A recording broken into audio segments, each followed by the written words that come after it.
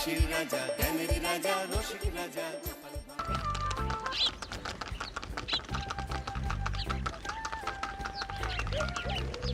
অনেক দিন পর বেশ লাগছে বন ভ্রমণ। মাঝে মাঝে কাজের ফাঁকে এইসব জায়গায় এলে মন খুব ভালো লাগে। শুদ্ধ বাতাস, মাটির সোনার গন্ধ, পাখির কলতান, আহা।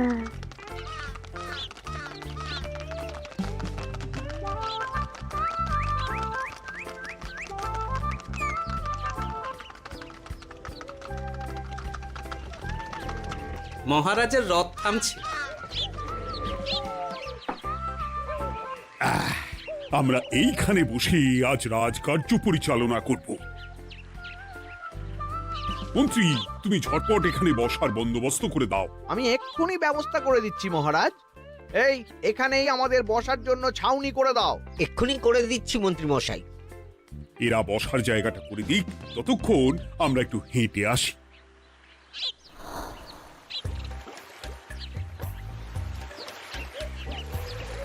সকালবেলা হাঁটা শরীরের পক্ষে খুব ভালো মহারাজ।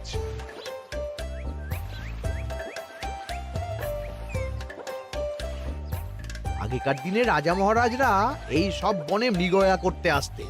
মৃগয়া একদম ভালো নয় মন্ত্রী। তুমি জঙ্গলে আসছো অন্য প্রাণীদের মারতে। কেন মারবে? ওরা তো তোমার কোনো ক্ষতি করেনি। না, তা করেনি, কিন্তু তখন ওটা রাজা মহারাজাদের খেলা ছিল। শুনেছি আপনার প্রপিতামহ খুব ভালো বাঘ শিকার করতেন, অনেক বাঘ মেরেছেন। মন্ত্রী, তুমি একটা কথা হয়তো জানো না। আমার প্রপিতামহ শিকার করতেন, কিন্তু কোনো স্বাভাবিক জানোয়ারকে নয়। যে বাঘ মানুষ খেকো হয়ে প্রজাদের ক্ষতি করত, আমার প্রপিতামহ সেই সমস্ত বাঘদেরই মারতেন। এছাড়া উনি বন্য প্রাণী সংরক্ষণ করতে বড়ই ভালোবাসতেন।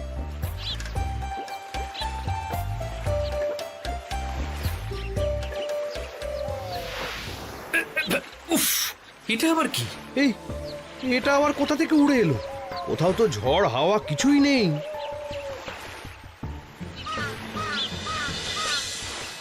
একটা ধাঁধা মহারাজ, এই কাগজে লেখা। ধাঁধা? পড়ো দেখি। জোয়ার ভাটা প্রভুর খেলা, ভাটা হবে হলে বেলা। ভাটা হলেই দেখা যাবে লাল রঙের এক পাথর পাবে। নদীর ধারে গর্ত করে যত্নে সাজাই কলস ভরে। হেথায় হোথায় ছড়িয়ে যাহা, অন্ধকারে জলে তাহা। ঢুকলে চক্ষু ঝলসে যাবে, হাতের কাছে ঘন্টা পাবে। ঠিক ঘন্টা বাজলে পরে পড়বে ঝরে থরে থরে। ঘন্টা যদি হয় ভুল, যেন তুমি হারাবে কুল। ঠিক ঘন্টা চিনতে হলে নকশা দেখো চক্ষু খুলে। সিন্দুক দেওয়ালে হাত দাও, আসল ঘটনা জেনে নাও। ওরে বাবা, খুব দীর্ঘ ধাঁধা। তা মন্ত্রী, তুমি কিছু বুঝলে? এটা একটা গুপ্তধনের নকশা। এর মধ্যে গুপ্তধন কোথায় আছে তার একটা ধারণা দেওয়া আছে। গুপ্তধন? ওটা আমাকে পেতেই হবে, পেতেই হবে। দেখি দেখি, একবার কাগজটা দাও। গোপাল, কাগজটা আগে আমার হাতে দাও, দেখি ভালো করে। এখন নদীতে জোয়ার চলছে গোপাল। একটু পরেই ভাটা শুরু হবে। হ্যাঁ, ভাটা না হলে কিচ্ছু বোঝা যাবে না। এখানে স্পষ্ট লেখা আছে, ভাটা হলেই দেখা যাবে লাল রঙের এক পাথর পাবে। তার মানে আমাদের ভাটা হওয়া পর্যন্ত অপেক্ষা করতে হবে। না, সময় নষ্ট না করে ধাঁধাটার সমাধান করতে শুরু করি। ভাটা হলে একটা লাল রঙের পাথর দেখা যাবে, এই পর্যন্ত পরিষ্কার আছে। বুঝতে হবে ওর পর থেকে। পড়ো গোপাল, চলো আমরা সবাই বুদ্ধি লাগাই। নদীর ধারে গর্ত করে যত্নে সাজাই কলস ভরে। এটার অর্থ, ধাঁধাটা মাথায় বসিয়ে নিয়েছি, এবার কে কি বলবে সেটা শুনতে হবে। চলো গোপাল, আমরা ধাঁধা যেমন যেমন বলেছি তেমন তেমন ভাবেই চলি। চলুন মহারাজ, এখন আমাদের দেখতে হবে লাল পাথর। কোথায় আছে লাল পাথর? চলো চলো সবাই, চোখ কান খুলে আমরা নদীর পাড় ধরে হাঁটি। আমি একটু তফাতে হাঁটি। গুপ্তধন আমাকে একা পেতে হবে। ভাটা হলেই দেখা যাবে লাল রঙের এক পাথর পাবে। আমাকে চোখ কান খোলা রাখতে হবে। লাল পাথর, নদীর চড়ায় লাল পাথর দেখতে হবে, লাল পাথর, লাল পাথর। ওটা কি? তো এই তো লাল পাথর, লাল পাথর। ওরা অনেকটা এগিয়ে গেছে, ওদের আমার দিকে নজর নেই। এই সুযোগ, এই সুযোগ, একা একা গুপ্তধন নিয়ে পালাবো।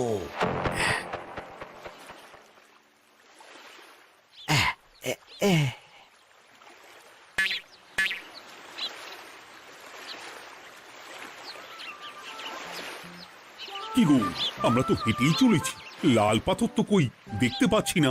আরেকটু হাঁটতে হবে মহারাজ, গুপ্তধন বলে কথা, ওকে আর সহজে ধরা দেয়?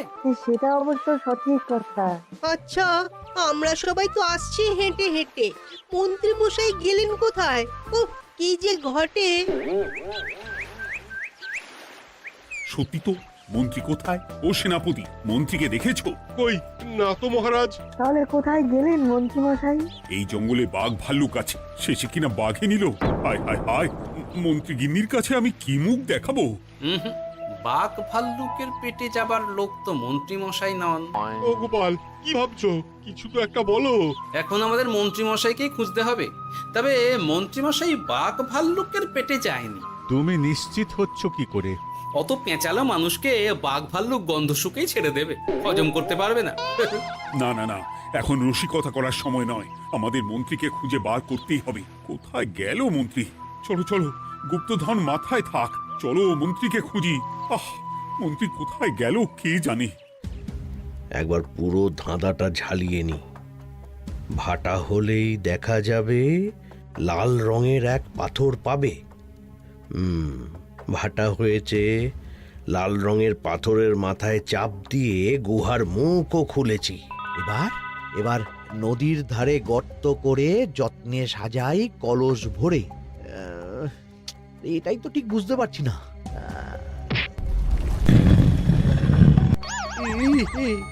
এই রে, এবার কি হবে?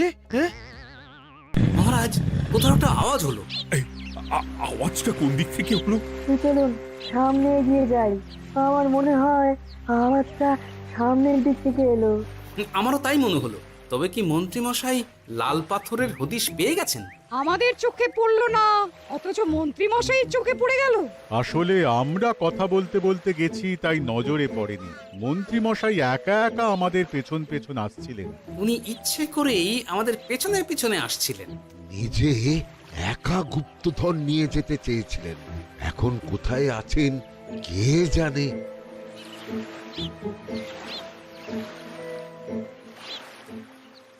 এই অন্ধকারে কিছু দেখতে পাচ্ছি না তো।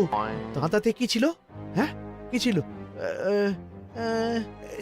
হেথায় হোথায় ছড়িয়ে যাহা, অন্ধকারে জলে তাহা, ঢুকলে চক্ষু ঝলসে যাবে, হাতের কাছে ঘন্টা পাবে। পেয়েছি পেয়েছি, ঘন্টা ঘন্টা ঘন্টাটা পেতে হবে। ঘন্টাটা ঘন্টাটা ঘন্টা। ভাটা হলেই দেখা যাবে লাল রঙের এক পাথর পাবে, নদীর ধারে গর্ত করে যত্নে সাজাই কলস ভরে, হেথায় হোথায় ছড়িয়ে যাহা, অন্ধকারে জলে তাহা, ঢুকলে চক্ষু ঝলসে যাবে, হাতের কাছে ঘন্টা পাবে। ঠিক ঘন্টা বাজলে পরে পড়বে ঝরে থরে থরে, ঘন্টা যদি হয় ভুল যেন তুমি হারাবে কুল। ঠিক ঘন্টা চিনতে হলে নকশা দেখো চক্ষু খুলে, সিন্দুক দেওয়ালে হাত দাও, আসল ঘটনা জেনে নাও। এবারে ভালো করে ঠান্ডা মাথায় ভাবতে হবে। ভাটা হলেই দেখা যাবে লাল রঙের এক পাথর পাবে। সেই লাল পাথরটাই তো খুঁজে পাওয়া যাচ্ছে না, অথচ মন্ত্রী মশাই খুঁজে পেলেন। আওয়াজটা কোথা থেকে আসছিল? এই কাছে পিঠে এই কোথা থেকে আওয়াজটা আসছিল।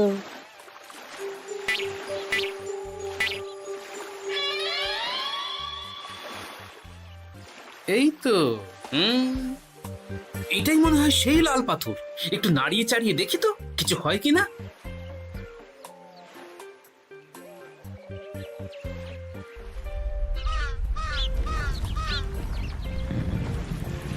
এই তো, কাজ হয়েছে।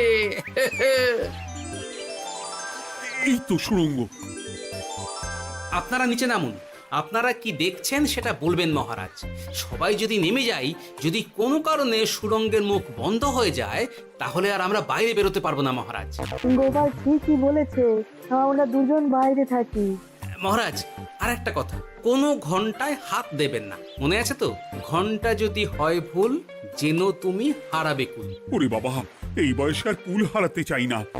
ঠিক আছে, তোমার কথাই অক্ষরে অক্ষরে পালন করব। দেখি এই সুরঙ্গে মন্ত্রী মশাইকে দেখতে পাই কিনা। চলুন মহারাজ, সুরঙ্গে নামি। সবাই সাবধানে নামো।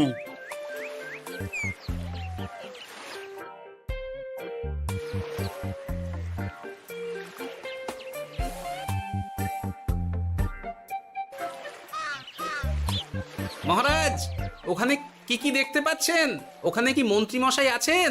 না গোপাল, মন্ত্রীকে এখনো দেখতে পাইনি। শুধু আমি এখানে অজস্র পাথর দেখতে পাচ্ছি। পাথরে পাথরে ছয় লাভ, ছোট বড় অজস্র। পাথরগুলো বড় অদ্ভুত, কিরকম কিরকম মানুষ মানুষ গড়ন। লম্বা বেঁটে হরেক রকম। মানুষ মানুষ গরম, সেটা কি রকম? আর কিছু? কোনো কলসি কি দেখতে পাচ্ছেন? কলসি তো দেখতে পাচ্ছি না। মহারাজ, কলসি থাকতেই হবে, কারণ ধাঁধায় লেখা আছে, নদীর ধারে যত্ন করে যত্নে সাজাই কলস ভরে। গর্তটা আসলে হলো সুড়ঙ্গ, কিন্তু কলস। মহারাজ, মহারাজ, এইদিকে এইদিকে একটা কলসের মতো কি যেন আছে। এইদিকে আসুন, এদিকে এদিকে। হ্যাঁ গোপাল, দেখতে পেয়েছি। এবার আমি যেরকম যেরকম বলবো সেই রকম সেরকমই করবেন। আমি বিজ্ঞানীকে নদী থেকে জল তুলে পাঠিয়ে দিচ্ছি। পাত্র কোথায় পাবে? আমাদের জল খাবার যে পাত্র আছে সেটা আনতে লোক পাঠাচ্ছি। ঠিক আছে। শুধু একটা কথা বলছি, আপনারা কেউই সুড়ঙ্গের ভেতরে কোনো কিছুতে হাত দেবেন না। কেন গোপাল? সব পরে বলবো, এখন আমি যা বলছি সেটা শুধু মনে রাখুন। সুড়ঙ্গের ভেতরে কিছুতে হাত দেবেন না। ঠিক আছে। প্রহরী, তুমি যাও, যেখানে আমাদের বসবার আয়োজন করা হয়েছে সেখানে গিয়ে একটা জলের পাত্র নিয়ে নদী থেকে জল ভরে নিয়ে এসো। গোপাল, মন্ত্রী মশাই কোথায় গায়েব হয়ে গেলেন? কোথাও গায়েব হয়ে যাননি বিজ্ঞানী, কোথাও গায়েব হয়ে যাননি উনি। উনি ওই সুড়ঙ্গের ভেতরেই আছেন। কিন্তু কেউ তো ওনাকে দেখতে পাননি। সম্ভবত পাথর হয়ে আছে। এখন কিভাবে পাথর হয়েছেন সেটা তো আমি বলতে পারবো না। সবটাই স্বপ্নের মতো লাগছে। ঠিক যেন স্বপ্নের মতো লাগছে। এই জীবনে সুড়ঙ্গ দর্শন হয়ে গেল।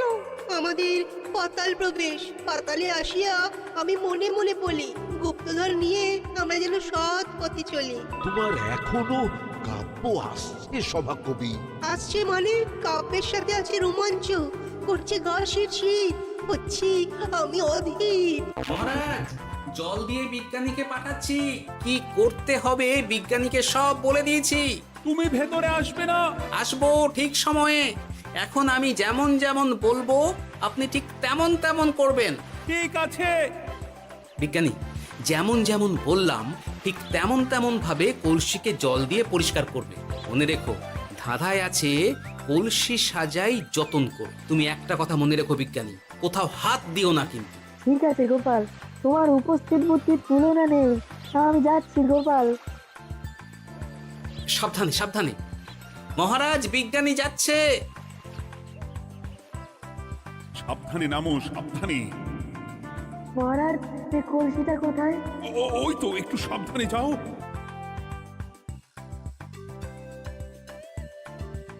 বিজ্ঞানী, কলসির দেখা পেয়েছো? পেয়েছি পেয়েছি পেয়েছি। এবারে কলসিটাকে ভালো করে জল দিয়ে ধুয়ে দাও। কলসির আলোয় সুড়ঙ্গ আলোকিত গোপাল। এরপর কি? ভালো করে দেখুন মহারাজ, কোথাও ঘন্টা দেখতে পাচ্ছেন কিনা? ঘন্টা একটা তো নয়, সার সার ঘন্টা, অনেকগুলো ঘন্টা। সাবধান, ঘন্টায় হাত দেবেন না, শুধু দেখুন।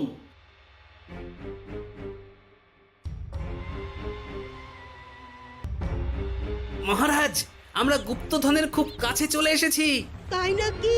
কি মজা কি মজা, এবার খাবো ক্ষীরের গজা। আহ, সভাকবি চুপ করো। এখনো আমরা গুপ্তধন পাইনি। বাবার মুখে দাঁড়িয়ে সবগুলো তারা আঁকা। বিজ্ঞানী, কোনো ঘন্টায় চাঁদের নকশা করা আছে কি? একটু দেখে বলো না। আমি আতস কাজ নিয়েই দেখছি, সব ঘন্টাতেই তারা আঁকা। খবরদার, কোনো ঘন্টাকেই ছোঁবে না। ঠিক আছে, কোনো কিছু না ছুঁয়ে আমি দেখছি। পেয়েছি গোপাল, চাঁদ আঁকার ঘন্টা পেয়েছি। ওই ঘন্টাটা বাজাও, বাজাও।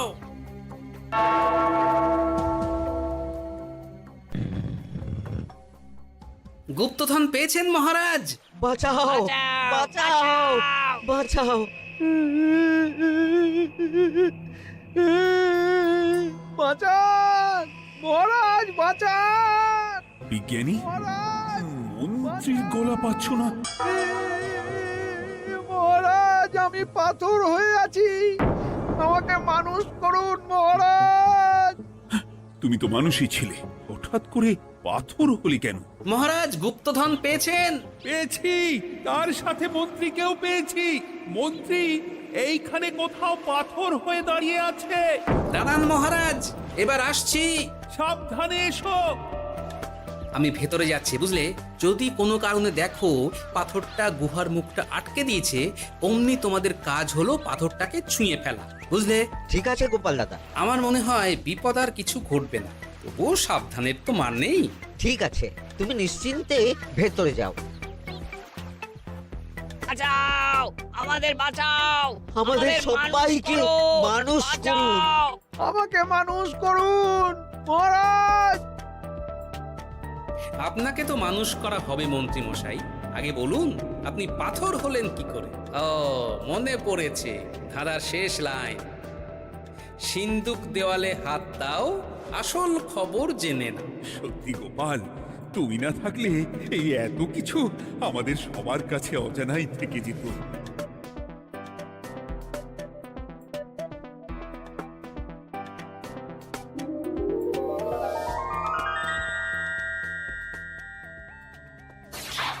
ধন্যবাদ আমাকে মুক্ত করার জন্য।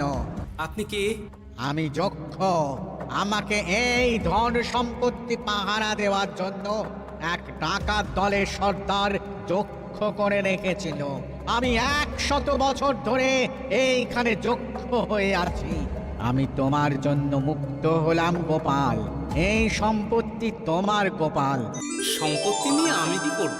আমি এই সব সম্পত্তি মহারাজকে দান করলাম, রাজ্যের অনেক কাজ হবে। তুমি ধন্য গোপাল, তুমি ধন্য। এবার আমার যাবার সময় এসেছে, আমাকে যেতে হবে। যাবার আগে এই পাথরগুলোকে মানুষ করে যান। এরা সব লোভী। আমি আমার সীমিত ক্ষমতায় এই গুপ্তধনের ধাঁধাকে এখানে যারাই ভ্রমণ করতে আসে তাদের হাতে তুলে দিই, কিন্তু কেউ এই ধাঁধার সমাধান করতে পারে না। সবার মনে লোভ কাজ করে, এই লোভ এদেরকে পাথর করে রেখেছে। পাথর হলো কি করে? একটা মানুষ এসে বুক ভরা লোভ নিয়ে আধা পুরো না জেনে পাথরে হাত দিলেই সে পাথর হয়ে যাবে।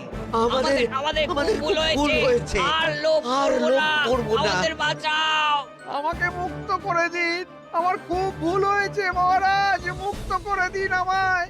তুমি এখানে আগে এসেছিলে, তাই তো আগে এসে ভাবলে নিজেই একা একা গুপ্তধনকে হরপ করে দেবে। এদিকে তোমাকে না দেখতে পেয়ে আমাদের কত চিন্তা হচ্ছিল। যারা লোভী তারা কারো কথা ভাবে না, শুধু নিজের কথা ভাবে। আমাকে আর একটা সুযোগ দিন, আমি আর লোভ করব না মহারাজ।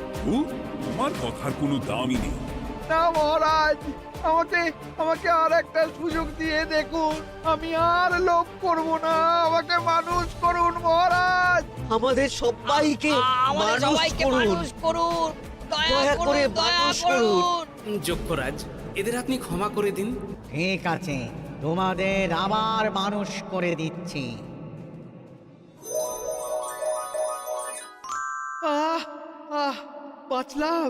বাঁচলাম। এই রকম বারবার বাঁচা যাবে না কিন্তু। এবার সাপ ব্যাং যাই হবে না কেন, ওইভাবেই থাকতে হবে, এই আমি বলে দিলাম। এবার আমার মুক্তি। মুক্তি নেবার আগে আরেকটা প্রশ্ন, যে ডাকাত সর্দার তার সম্পত্তিকে রাখার জন্য আপনাকে যক্ষ বানিয়েছিল, এই সম্পত্তি তো তাদের, আমরা তো নিতে পারি না।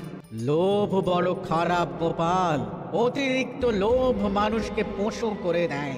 ওই ডাকাত দল এই সম্পত্তির জন্য সবাই কাটাকাটি করে মরে গেছে, কেউ আর বেঁচে নেই। সুতরাং এই সম্পত্তিতে তোমার অধিকার আছে, এই সম্পত্তি তুমি গ্রহণ করো। নিলাম আমি, কিন্তু এই সম্পত্তি মহারাজকে আমি দান করলাম। ডাকাত দল জনগণের সম্পদকে লুঠেই তো সম্পত্তি বানিয়েছে, তাই আমি জনগণের কাজে লাগবার জন্যই এই সম্পত্তি মহারাজকে দিলাম। গোপাল, তোমার জয় হোক। এবার তাহলে আমি যাই, তোমরা সবাই সুখে থেকো আর ভালো থেকো। গোপাল, তোমার তুলনা হয় না। তোমার ঋণ আমি কোনোদিন শোধ করতে পারবো না। তুমি কৃষ্ণনগরের জন্য যা করলে তা ইতিহাসে লেখা থাকবে। না মহারাজ, আমি এমন কিছু করিনি, এই কাজ সবাই করবে। জয় গোপালের জয়, জয় গোপালের জয়, জয় কৃষ্ণনগরের জয়।